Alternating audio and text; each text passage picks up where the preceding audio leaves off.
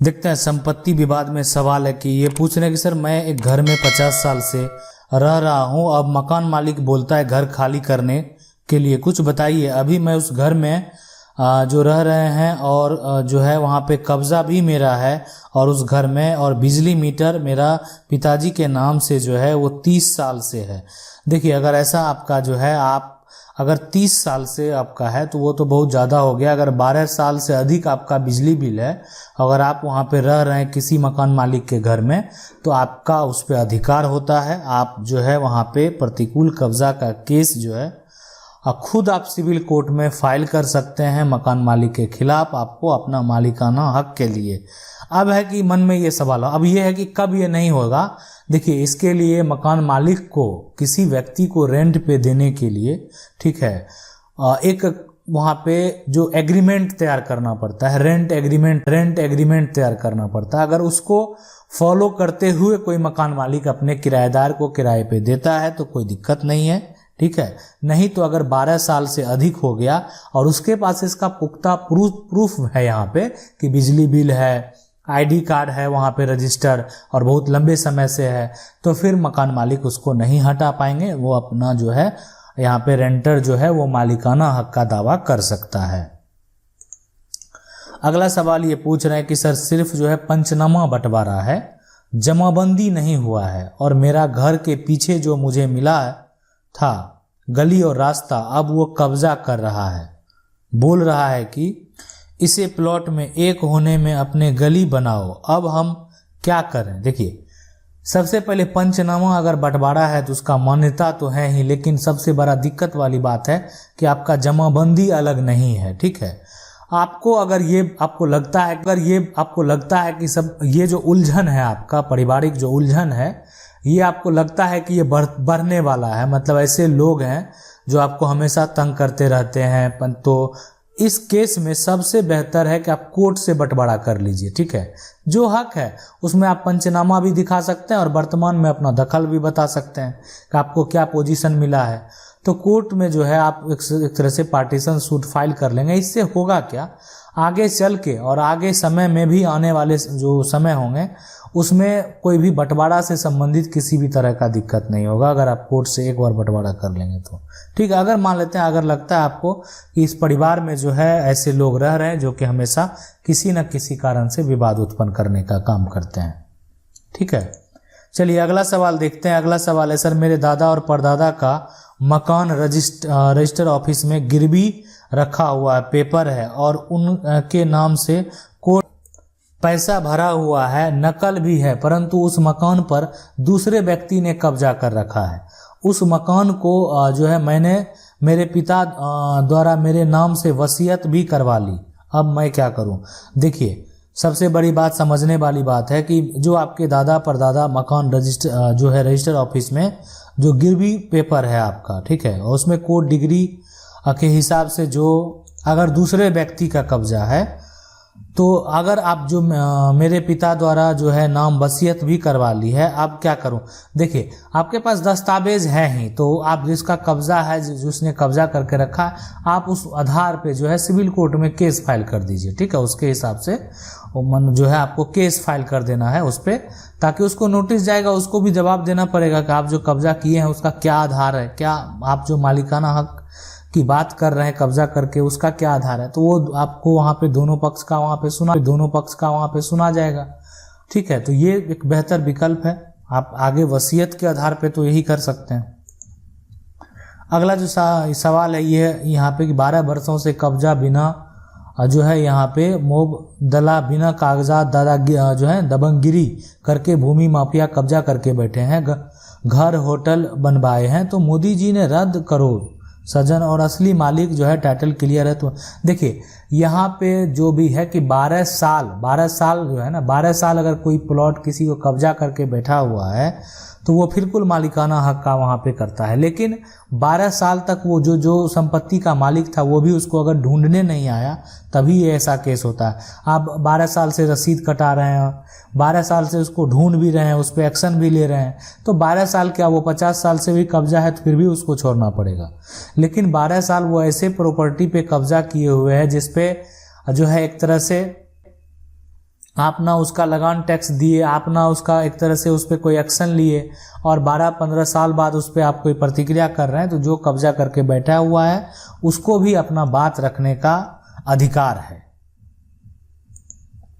अगला सवाल है कि हम उत्तर प्रदेश के रहने वाले हैं, हमारे दादाजी की ज़मीन है, उनकी एक बेटी है जिनकी शादी बहुत पहले हो चुकी है।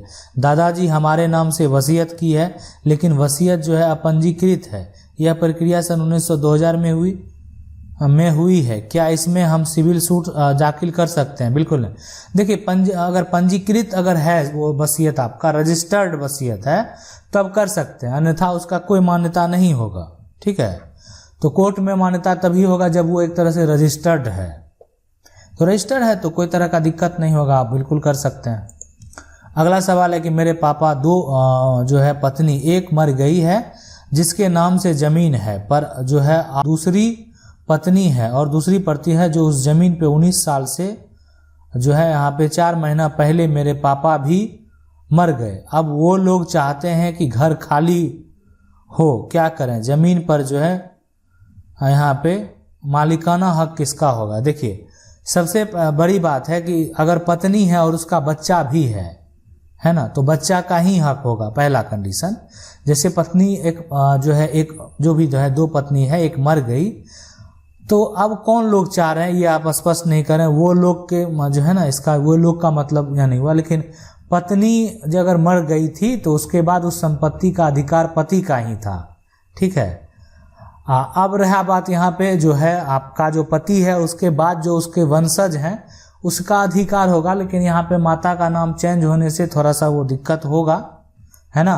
तो उस जो भी पत्नी के नाम से संपत्ति है, तो अब उस पे जो है अधिकार जो है, जो आपके पिता है, पहले मतलब पत्नी मरने के बाद जो अधिकार है, पहला जो अधिकारी है उस संपत्ति का वो उसका पति है, और उसके बाद जो अधिकारी है वो उसका बच्चा है, यानी वंशज है। सीधा बात को समझिए। तो वंशावली आधार पे आप केस फाइल कीजिए अगर ऐसा कोई करता है तो, ठीक है, या वंशावली आधार पे जो उनका जो आपकी पहली जो माँ थी उनका मृत्यु प्रमाण पत्र, पिता का मृत्यु प्रमाण पत्र, और उसके साथ पे अपने नाम पे ट्रांसफर करने का प्रयास करें उसको। ठीक है, और बाकी किसी दूसरे को, मतलब उसके भाई को या उसके कोई भी जो घर वाले मायके वाले का कोई भी संपत्ति में यहाँ पे भागीदारी नहीं होगा। अगला सवाल है कि सर मेरा जो है यहाँ पे प्रॉब्लम यह है कि जो ज़मीन है वो माँ के नाम पर थी और बड़ा भाई ने उस पे घर जो है बांध लिया है। उस घर का सारा जो है वो यहाँ पे खर्चा उस बड़े भाई ने ही किया है, खर्चा उस बड़े भाई ने ही किया है। अब वो छोटे भाई उसमें हिस्सा मांग रहा है, तो अब क्या करना चाहिए? नहीं, छोटा भाई जो हिस्सा मांग रहा है तो छोटा भाई का हिस्सा बिल्कुल होगा। आपने खर्च तो किया, लेकिन आपने सबसे बड़ी गलती ये कर दी, ये जो है कि आपने बंटवारा तो नहीं किया है ना छोटे भाई से। आप जो घर बना लिए, जहाँ भी आप बनाने के लिए स्वतंत्र थे, लेकिन अगर आप बंटवारा कर लेते, संपत्ति को अलग कर लेते, तब इन्वेस्ट करते। अब अगर उसमें छोटा भाई ये चीज़ है, ठीक है आपने खर्च किया, सारा कुछ किया, छोटा भाई ये कहे कि नहीं ये पैतृक संपत्ति से ही कमाया हुआ जो पैसा है और उसी से बड़े भाई ने घर बनाया, संपत्ति का बंटवारा नहीं हुआ, तो घर में उसका कानूनन शेयर हो जाएगा। ठीक है, अगला जो सवाल है ये पूछ रहे हैं कि सर मेरे दादाजी के नाम से लाल कार्ड बना 1976-77 में, जिसका केस नंबर 106 दाखिल खारिज भी हो गया, रसीद भी 2020 तक कटा हुआ, लेकिन मेरे दादा का बेटा सब हिस्सा लेने के लिए 2019 में इस धारा 144 एसडीओ कोर्ट ने फैसला मेरे पक्ष में दिया, जिसका मेरे पास जजमेंट डिग्री भी है, लेकिन इतना को जो है फिर जनता दरबार प्रखंड सीओ साहब का लगता है पर केस किया। अब सीओ साहब रिश्वत लेके मामला को रोक दिया है, बताइए जो है क्या करना। देखिए, सबसे पहले हम आपको जो बताते हैं, करने का बहुत सारा प्रक्रिया है, लेकिन अगर जो आपका लाल कार्ड बना, अगर वो दादा के नाम से बना, ठीक है, दादा के नाम से बना, उसके बाद वो संपत्ति मान लेते हैं आपके पिता के नाम से, अगर उनके और बच्चे हैं, मतलब है ना, तो दादा के जो हैं अगर सभी वो बेटे ही हैं, बेटा है, सभी बेटा है, तो उस लाल कार्ड में जितना संपत्ति है सबका हक होगा। तो अगर वो सारा कानून में जाता है तो समान हक तो ले लेगा, इसलिए दादा के लाल कार्ड के आधार पर ही सारा संपत्ति है, भले आपके नाम से वो दाखिल खारिज भी हो गया है ना। तो ये चीज़, लेकिन फिर भी आप जो है अगर एक तरह से यहाँ पे अगर रोक दिया है तो इसमें चाहें तो अगर आपको लगता है कि आपके साथ अन्याय हो रहा है, आप सही पे हैं, वो जो भाई हैं उनको भी सब जगह शेयर सामान मिला हुआ है, तो आप न्यायालय में जा सकते हैं, सिविल कोर्ट में जो है केस फाइल कर सकते हैं उसके लिए, ठीक है। और केस फाइल करेंगे, उसके बाद ये आप चाहेंगे तो उसके लिए अगर जो भी होगा, पार्टीशन हो या टाइटल हो या अन्य कोई जो भी अगर आप दिक्कत है, पहले सारा मामला किसी वकील के पास स्पष्ट कर दें कि क्या समस्या है, उसके बाद जो वो सजेस्ट करेंगे वहाँ पे केस करने के लिए वो आप केस फाइल कर सकते हैं। अगला सवाल है कि पूछ रहे हैं कि मेरे पिताजी सन 1952 में एक जमीन रजिस्ट्री कराई जिनका चौहद्दी और खतियान नंबर में मेल नहीं खा रहा है, जबकि मेरा जमीन चौहद्दी वाला जमीन है। कैसे? क्योंकि पिताजी 4 डिसमिल रजिस्ट्री कराए और 1999 में सर्वे में खतियान में 3 डिसमिल है। जमीन 3 डिसमिल और 4 डिसमिल वाला दोनों खाली है। इसे ठीक करने के लिए क्या कदम उठाना पड़ेगा? जबकि नहीं, टाइटल सूट अगर चल रहा है ना, किसी अधिकारी के द्वारा ठीक नहीं किया जाएगा। जब तक अगर आपका उस जमीन पे टाइटल सूट है, ठीक है, तो आप नहीं कराए, वो मतलब कोई करेगा ही नहीं। अगर ये पता चल जाएगा कि उस पर केस चल रहा है तो फिर उस पर कोई भी, या मान लेते हैं जब भी उसका निरीक्षण नहीं किया जाए, जांच किया जाए और ये पता चल जाए इस पर टाइटल सूट चल रहा है और आप नहीं बताएंगे तो आपको भी फटकार लग सकता है।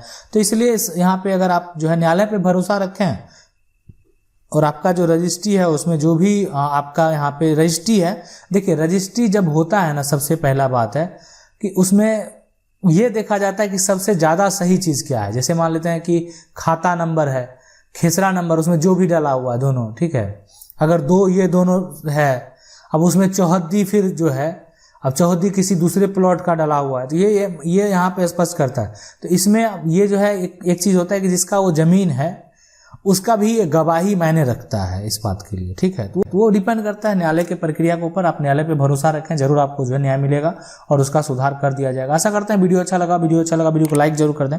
चैनल को पहली बार देख रहे हैं, सब्सक्राइब करके जो बेल आइकन उसको जरूर दबा लीजिए। मिलते हैं